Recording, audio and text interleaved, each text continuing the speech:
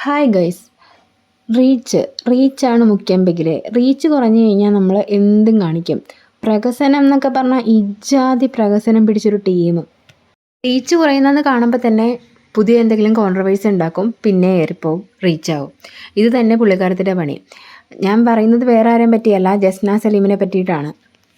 റീച്ചിന് വേണ്ടിയിട്ട് എന്തും പറയാൻ തയ്യാറായിട്ട്, അതായത് എത്ര കള്ളക്കഥകളും പറഞ്ഞ് എത്ര നാടകം കാണിക്കാനും തയ്യാറായിട്ട് നിൽക്കുന്ന ഒരാൾ.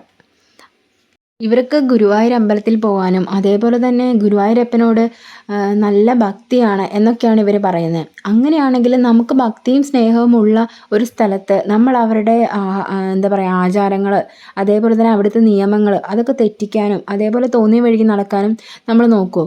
ഇല്ല. ഇവരോട് കോടതി ഓൾറെഡി തന്നെ പറഞ്ഞതാണ് ഇവർ ആ 7 അയൽപക്കത്ത് പോയേക്കരുതെന്ന് അമ്പലത്തിന്. കാരണം ഇവർ അങ്ങനെ പ്രഹസനങ്ങൾ കുറേ കാണിച്ചു കൂട്ടിയിട്ടുണ്ട്. ഇവർ പോയി ഒരു വീഡിയോ എടുത്ത ശേഷമാണ് ഗുരുവായൂർ അമ്പലത്തിൽ വീഡിയോ എടുക്കരുത് അല്ലെങ്കിൽ ഫോട്ടോ എടുക്കരുത് എന്നുള്ളൊരു നിയമം വന്നത് തന്നെ. എന്നിട്ട് ഇവർ പിന്നെ ആവർത്തിച്ചുകൊണ്ടിരിക്കുന്നത് ഇത് തന്നെയാണ്.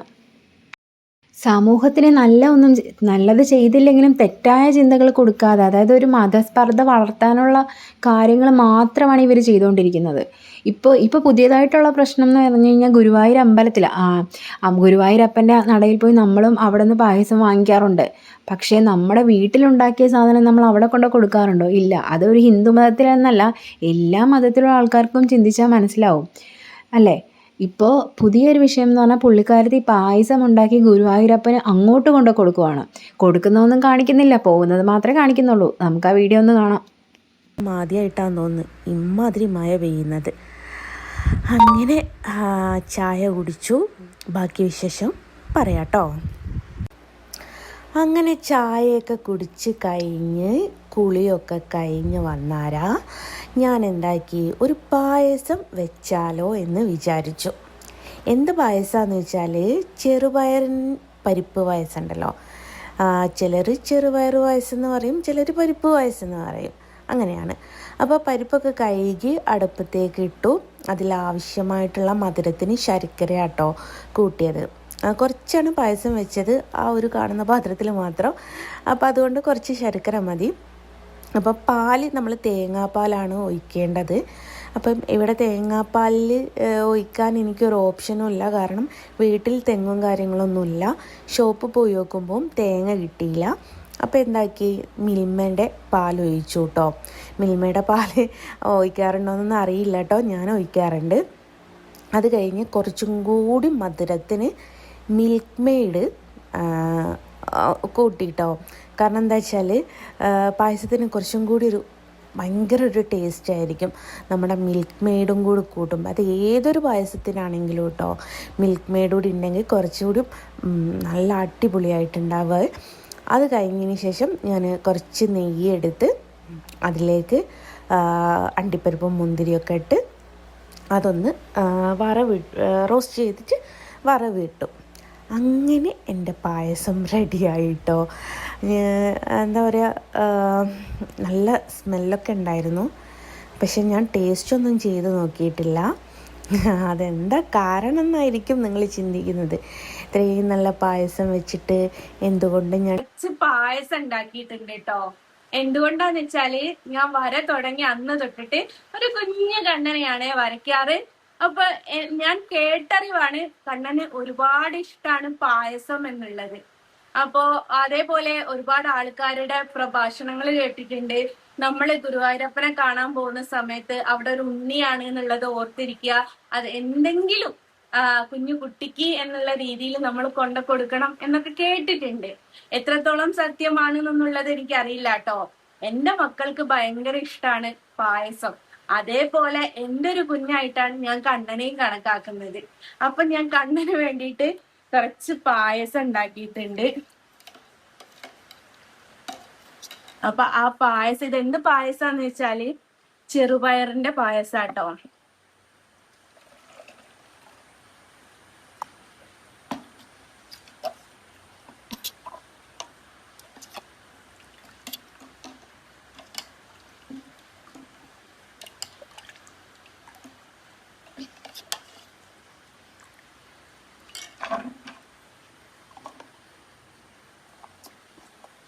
എല്ലാവരും ഗുരുവായൂരിന് ഇങ്ങോട്ട് പായസം കൊണ്ടുവരുന്ന സമയത്ത് ഞാനിതേ ഗുരുവായൂരപ്പന് അങ്ങോട്ട് പായസം കൊണ്ടു കൊടുക്കുക കേട്ടോ. ഇത് ഞാൻ ആ നടക്കല് വെച്ചിട്ട് പോരുകട്ടോ ചെയ്യാം. അപ്പൊ ഭയങ്കര സന്തോഷം എനിക്കിത് ഉണ്ടാക്കാൻ പറ്റിയതും കൊണ്ടു കൊടുക്കാൻ പറ്റുന്നതും. കാരണം എന്റെ മക്കൾക്കൊക്കെ അത്രമേൽ ഇഷ്ടാണ് ഈ പായസം. അതുപോലെ തന്നെയാണല്ലോ എന്റെ കണ്ണനും. എന്റെ മൂന്നാമത്തെ ഒരു കുഞ്ഞായിട്ടാണ് ഞാൻ കണ്ണനെ കണക്കാക്കുന്നത്. അപ്പൊ ഇത് കൊണ്ടു കൊടുത്തിട്ട് വരാട്ടോ. അങ്ങനെ പായസമൊക്കെ എടുത്ത് എന്താ പറയുക, നല്ല സന്തോഷത്തോടെ ഗുരുവായൂരേക്ക് യാത്ര തുടങ്ങി കേട്ടോ. വണ്ടി കയറിയാൽ പിന്നെ വണ്ടിയിൽ പാട്ട് വെച്ചിങ്ങാൻ ഞങ്ങളും കൂടെ പാടി എന്ന് പറഞ്ഞിട്ട് അതിൽ അടിപൊളിയായിട്ടാട്ടോ ഗുരുവായൂർ പോയി വരാറ്. പോരാത്തതിന് ഭയങ്കര മഴ, രാവിലെ തൊട്ടിട്ട് തോരാത്ത മഴയാട്ടോ. അപ്പം ഈ മഴയത്ത് വണ്ടിയിൽ പോവുക എന്ന് പറയുന്നത് ഭയങ്കര ഒരു രസമുള്ള കാര്യമാണല്ലോ. അങ്ങനെ ഞങ്ങൾ ഗുരുവായൂരെത്തിയിട്ടോ. കോഴിക്കോട് നമ്മുടെ വീട്ടിൽ നിന്ന് ഇറങ്ങി ആ സമയം തൊട്ടിട്ട് മഴയാണ്, നിൽപ്പില്ലാത്ത മഴ. എനിക്ക് തോന്നുന്നത് ആശാനോട് ഓഫാക്കാൻ മറന്നു പോയതാണോ എന്ന് എനിക്കൊരു ഡൗട്ട്. അത്രമേൽ മഴ കേട്ടോ. എങ്ങനെ എന്താ പറയുക, പേമാരി എന്നൊക്കെ പറയല്ലേ, അതുപോലത്തെ മഴ. അങ്ങനെ പായസമായിട്ട് അമ്പലത്തിലേക്ക് പോവുക കേട്ടോ. കുട ഇല്ലായിരുന്നു വണ്ടിയിൽ, എപ്പോഴും കുട. നിങ്ങളൊരു അന്യമതക്കാരി ആയതുകൊണ്ട് തന്നെ ഗുരുവായൂർ അമ്പലം വേറുള്ള അമ്പലങ്ങളിൽ പോലെയല്ല. ഗുരുവായൂർ അമ്പലത്തിലൊരു നിയമമുണ്ട്, അന്യമതക്കാർക്ക് അമ്പലത്തിനുള്ളിൽ പ്രവേശിക്കാൻ പാടില്ല എന്ന്. അങ്ങനെയുള്ള നിയമം നിങ്ങൾക്ക് അറിയുകയും ചെയ്യാം. എന്നിട്ട് നിങ്ങൾ പിന്നെ എന്തിനാണ് അങ്ങോട്ടേക്ക് ഇടിച്ചു കയറി ചെല്ലുന്നതെന്ന് എനിക്ക് മനസ്സിലാവുന്നില്ല. ഇത്രയൊക്കെ കോൺട്രവേഴ്സീസ് ഈ ഗുരുവായൂരപ്പൻ്റെ ഫോട്ടോ വരയ്ക്കുന്ന ഒരു വീഡിയോ പങ്കുവെച്ചാണ് ഇവർ വൈറലായത് തന്നെ. അത് ഗുരുവായൂർ അമ്പലത്തിൽ കൊണ്ട് കൊടുക്കുക, അങ്ങനെ എന്തൊക്കെയോ ചെയ്താണ് ഇവർ വൈറലായത് തന്നെ. അതും കറക്റ്റാണോ എന്ന് നമുക്കറിയില്ല. കാരണം ഒരു ഫോട്ടോ അതായത് 80% പൂർത്തിയായ ഒരു ഫോട്ടോയുടെ സൈഡിലിട്ട് ഇവർ ഉരുമുന്നത് മാത്രമേ നമ്മൾ കണ്ടിട്ടുള്ളൂ. അല്ലാണ്ട് ഇത് ഇവർ വരച്ചതാണോ അതോ അവർ ആരെങ്കിലും വരച്ച് കൊടുത്തതാണോ അതൊന്നും നമുക്കറിയില്ല.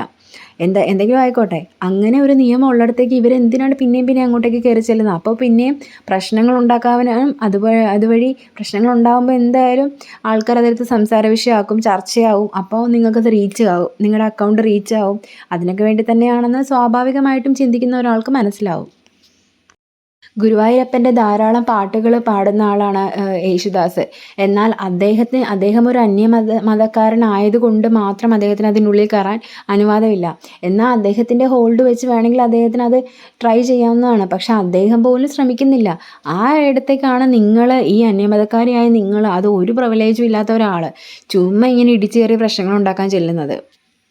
നിങ്ങൾ പറയുന്നുണ്ട് നിങ്ങൾക്ക് ഉണ്ണിക്കണ്ണനെ വലിയ ഇഷ്ടമാണ്, അങ്ങനെയാണ് ഇങ്ങനെയാണ്. അങ്ങനെയാണെങ്കിൽ അവിടുത്തെ ആചാരാനുഷ്ഠാനങ്ങളും അതേപോലെ തന്നെ അവിടുത്തെ നിയമങ്ങളും വ്രതങ്ങളും ഒക്കെ നിങ്ങൾ പാലിക്കാൻ തയ്യാറാവണം. അങ്ങനെ ഇഷ്ടമുള്ള, യഥാർത്ഥമായിട്ടൊരു ഇഷ്ടമുള്ള ആൾക്കാർ അങ്ങനെയാണ് ചെയ്യുന്നത്. അല്ലാതെ അവിടുത്തെ നിയമം തെറ്റിച്ച് അവിടെ ഒരു പ്രശ്നം ഉണ്ടാക്കി, അവിടെ ഒരു കലഹം ഉണ്ടാക്കി അങ്ങനെയല്ല ചെയ്യേണ്ടത്. അതൊരു ഭക്തി, അതായത് ഒരു എന്താ പറയുക, സമാധാനപൂർവമായ ഒരു അന്തരീക്ഷമുള്ള ഒരു അമ്പലമാണ്. അതായത് നമ്മുടെ പ്രശ്നങ്ങളും കാര്യങ്ങളൊക്കെ നമ്മൾ പോയി പറയുന്ന ഒരു സമാധാനം, അതായത് നമ്മളവിടെ പോകുന്ന ശാന്തിക്ക് സമാധാനത്തിന് വേണ്ടിയിട്ടാണ്. അല്ലാതെ ഇങ്ങനെ ഓരോരോ പ്രശ്നങ്ങൾ ഉണ്ടാക്കാനും റീച്ചിനുള്ള കാരണങ്ങൾ തപ്പിയല്ല നമ്മൾ അമ്പലത്തിലേക്ക് പോകേണ്ടത്.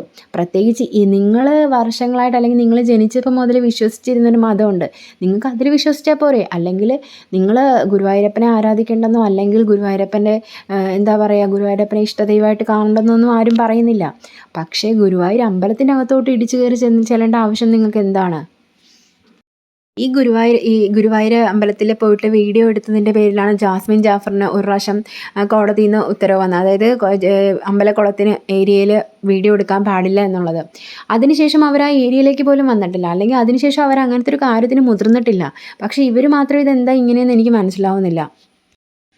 ഇവരെന്തൊക്കെയാണ് ചെയ്തിട്ടുള്ളത്? അതായത് ഇവരുടെ പിറന്നാളിന് കേക്ക് കൊണ്ടുപോയി അമ്പലത്തിൻ്റെ ഫ്രണ്ടിൽ നിന്ന്, നടയുടെ ഫ്രണ്ടിൽ നിന്ന് മുറിക്കുക, അതേപോലെ തന്നെ വീട്ടിലുണ്ടാക്കി ഇങ്ങനെയുള്ള സാധനങ്ങളും കൊണ്ട് പോവുക. എന്തൊക്കെയാണ് ഇവർ കാണിക്കുന്നത്? ഇതിന് ചോദ്യം ചെയ്യാൻ ഇവിടെ ആരും ഇല്ലാത്തതുകൊണ്ടാണ് ഇവരിങ്ങനെ കിടന്ന് കാണിക്കുന്നത്. ശരിക്കും ഇവർ ആ അമ്പലത്തിന് ഏരിയയിൽ വന്ന് ഇങ്ങനെ കാണിക്കുമ്പോൾ തന്നെ ആൾക്കാർ പ്രതികരിക്കണം. അങ്ങനെ പ്രതികരിക്കാൻ ആളുണ്ടെങ്കിൽ തന്നെ ഇവർ പിന്നീട് ഇതിനൊന്നും മുതിരില്ല. വേറൊരു വീഡിയോയും കൂടി പുള്ളിക്കാരത്തി പങ്കുവച്ചിട്ടുണ്ട്, അതുകൂടി അതിൻ്റെ കുറച്ച് ഭാഗം കൂടി കാണാം. ആ പായസം അമ്പലത്തിൻ്റെ ഉള്ളിലേക്ക് പോലും കൊണ്ടുപോകില്ല എന്നുള്ളത് എനിക്കും നിങ്ങൾക്കും അറിയാവുന്ന ഒരു കാര്യമാണ്. അത് വൈകുന്നേരം ആവുമ്പോൾ ലേലത്തിൽ വന്ന് വിളിച്ചിട്ട് ആരോ കൊണ്ടുപോവുക ചെയ്യാമെന്നും നിങ്ങൾക്കും എനിക്കും അറിയാവുന്ന ഒരു കാര്യമാണ്. പിന്നെ എന്തിനാണ് ഇങ്ങനെ വളച്ചൊടിച്ച് വെറുതെ സമൂഹത്തെ തെറ്റിദ്ധരിപ്പിക്കാൻ നിൽക്കുന്നത്? ഞാൻ കൊടുത്തത് കണ്ണനാണ്. അത് കണ്ണൻ സ്വീകരിച്ചോ ഇല്ലയോ എന്നുള്ളത് എനിക്കോ നിങ്ങൾക്കോ പറയാൻ പറ്റില്ല. അതാണ്. അപ്പൊ കണ്ണൻ എങ്ങനെ എടുക്കുന്നു എന്നുള്ളത് നമുക്ക് ആർക്കും പറയാൻ പറ്റില്ല. നമ്മൾ എന്ത് കൊടുക്കുന്നു എന്നുള്ളതും കണ്ണൻ നോക്കും. ഒറ്റ ഉദാഹരണം ഞാൻ പറഞ്ഞു തരാം. നിങ്ങളൊക്കെ പലപ്പോഴും പറയുന്ന ഒരു കാര്യമുണ്ട്, ഈ പൈസക്കാർക്ക് ദൈവം വീണ്ടും വീണ്ടും വീണ്ടും കോരി കോരി കൊടുക്കുന്നു പൈസ എന്ന് കേട്ടിട്ടുണ്ട്. മോളെ ഡോറടിക്ക്. അപ്പൊ ഞാനൊരു കാര്യം ചോദിക്കട്ടെ, ഈ പൈസ ഉള്ള ആൾക്കാർക്ക് ഇഷ്ടം പോലെ വീണ്ടും വീണ്ടും സമ്പാദ്യങ്ങൾ ദൈവം കൊടുക്കുന്നു എന്ന് നിങ്ങൾ പറയുമ്പോൾ നിങ്ങൾ ചിന്തിക്കാത്ത വേറൊരു കാര്യമുണ്ട്. നിങ്ങൾ ആ ഭണ്ഡാരത്തിന്റെ അടുത്ത് പോകുമ്പോൾ 10 രൂപയോ 20 രൂപയോ മാക്സിമം 1 രൂപ ഇടുന്നവര് വരെ ഉണ്ട്. അവര് ചോദിക്കുക എന്തിനാ ദൈവത്തിന് പൈസ എന്നുള്ള രീതിയിലാണ് അവർ ചോദിക്കുന്നത്. പക്ഷേ പൈസ ഉള്ള ആൾക്കാര് അവരതൊന്നും നോക്കൂല. അവര് ഇഷ്ടം പോലെ പൈസ അവിടെ കൊടുക്കും. അമ്പലത്തിന് എന്തെങ്കിലും കാര്യങ്ങളുണ്ടോ ഒക്കെ നോക്കിയിട്ട് ചെയ്യും. അതും ഭഗവാൻ കാണുന്നുണ്ട്. അപ്പൊ ആ ഒരു നിങ്ങളൊക്കെ പലപ്പോഴും പറയുന്ന ഒരു കാര്യം ഉണ്ടല്ലോ, ഭഗവാന് പൈസ ഉള്ളവർക്ക് മാത്രമേ സഹായിക്കുന്നുള്ളൂ. അതല്ല, നമ്മൾ എന്ത് കൊടുക്കുന്നു അതിനനുസരിച്ച് തന്നെയാണ് നമുക്ക് തരുന്നത്. അത് നിങ്ങൾ മനസ്സിലാക്കുന്നില്ല. നിങ്ങൾ പോക്കറ്റിൽ ചിലപ്പോൾ 500 ഉണ്ടാവും, 100 ഉണ്ടാവും, 50 ഉണ്ടാവും, 10 ഉണ്ടാവും. 500 നിങ്ങൾ ഭണ്ഡാരത്തിൽ ഇടാൻ എടുക്കാറ്, 10 രൂപയാണ്. പക്ഷെ ചിലര് അത് 500 രൂപ ഇടും. അവന് ആ 500-ന് 1000 ദൈവം കൊടുക്കും. നമ്മുടെ മനസ്സിലേക്കും കൂടി നോക്കടോ. തീർച്ചയായിട്ടും നോക്കും. നമ്മുടെ മനസ്സിലേക്കല്ലാതെ ദൈവം വേറെ എങ്ങോട്ടാ നോക്കുക? നമ്മുടെ മുഖത്തേക്കോ നമ്മുടെ സൗന്ദര്യത്തിലേക്കോ അല്ല നോക്കുക. ആരും കാണാത്ത നമ്മുടെ മനസ്സിലേക്കാണ് നോക്കുക. അവിടെ നമ്മൾ ആരൊക്കെ ദ്രോഹിക്കുന്നു, ആരൊക്കെ സ്നേഹിക്കുന്നത് നോക്കിയിട്ടാണ് ദൈവം നമ്മളെ ജഡ്ജ് ചെയ്യുക.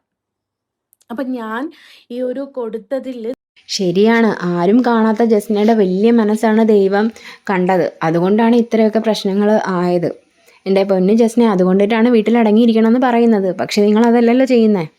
നിങ്ങളുടെ ഉള്ളിലിരിപ്പ് അറിയാൻ വേണ്ടിയിട്ട്, അല്ലെങ്കിൽ നിങ്ങളുടെ മനസ്സിൽ എന്താണെന്ന് അറിയാൻ വേണ്ടിയിട്ട് ദൈവത്തിനെ വിളിക്കണമെന്നോ അല്ലെങ്കിൽ ദൈവത്തിൻ്റെ ഉള്ളിൽ കയറി നോക്കണമെന്നൊന്നുമില്ല. നിങ്ങളീ കാണിക്കുന്ന കാട്ടിക്കൂട്ടലിൽ നിന്ന് തന്നെ മനസ്സിലാവും. എൻ്റെ പൊന്നു ജസ്ന സലീമെ, എല്ലാവരുടെ സാമ്പത്തിക ശേഷി ഒരുപോലെ ആയിരിക്കില്ല. ആ 500 രൂപ ഇടുന്നവൻ്റെ കയ്യിൽ ചിലപ്പോൾ ആ 500 രൂപ ഉണ്ടാവുള്ളൂ. ആ 500 രൂപയ്ക്ക് 500 രൂപ കൊണ്ട് വേണം അവൻ്റെ കുടുംബം നോക്കാനും കുട്ടികളുടെ കാര്യം നോക്കാനും ബാക്കിയുള്ള കാര്യം വീട്ടിലെ ചിലവ് നോക്കാനും ഒക്കെ. ഈ 10 രൂപ ഇടുന്നവൻ്റെ കയ്യിൽ ആ 10 രൂപ ഉണ്ടാവുള്ളൂ. അവൻ അതുകൊണ്ട് വേണം അവൻ്റെ എല്ലാ കാര്യങ്ങളും നോക്കാൻ. അപ്പോൾ പലരുടെയും പലതരത്തിലുള്ള സാമ്പത്തിക ശേഷി ആയിരിക്കും.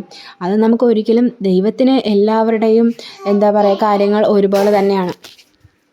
അല്ലാതെ പൈസയുടെ അതായത് പണത്തിൻ്റെ മൂല്യം നോക്കിയിട്ടല്ല ദൈവം അവരുടെ ഭക്തന്മാരെ കണക്കാക്കുന്നത്. ജസ്നയോട് ഒരു കാര്യം മാത്രമേ പറയാനുള്ളൂ. നിങ്ങൾ നിങ്ങളുടെ ഇഷ്ടത്തിന് ഗുരുവായൂരപ്പൻ്റെ ഫോട്ടോ വരയ്ക്കുകയോ എടുക്കുകയോ വിൽക്കുകയോ എന്താണെന്ന് വെച്ചാൽ നിങ്ങളുടെ ഇഷ്ടം പോലെ ചെയ്തോ. പക്ഷേ അമ്പലത്തിന് അതിൻ്റെതായ അനുഷ്ഠാനങ്ങളും ആചാരങ്ങളും നിയമങ്ങളും ഉണ്ട്. അത് ലംഘിക്കുന്ന തരത്തിൽ ഒരു കാര്യവും ചെയ്യാൻ പാടില്ല. ഞാൻ ഈ വിഷയത്തിൽ സംസാരിച്ചത് എൻ്റെ മാത്രം അഭിപ്രായങ്ങളാണ്. നിങ്ങളുടെ അഭിപ്രായങ്ങൾ കമൻറ്റിൽ രേഖപ്പെടുത്തുക. അതേപോലെ തന്നെ വീഡിയോ ഹൈപ്പ് ചെയ്യുക. പുതിയൊരു വീഡിയോ ആയിട്ട് ഉടനെ തന്നെ കാണാം.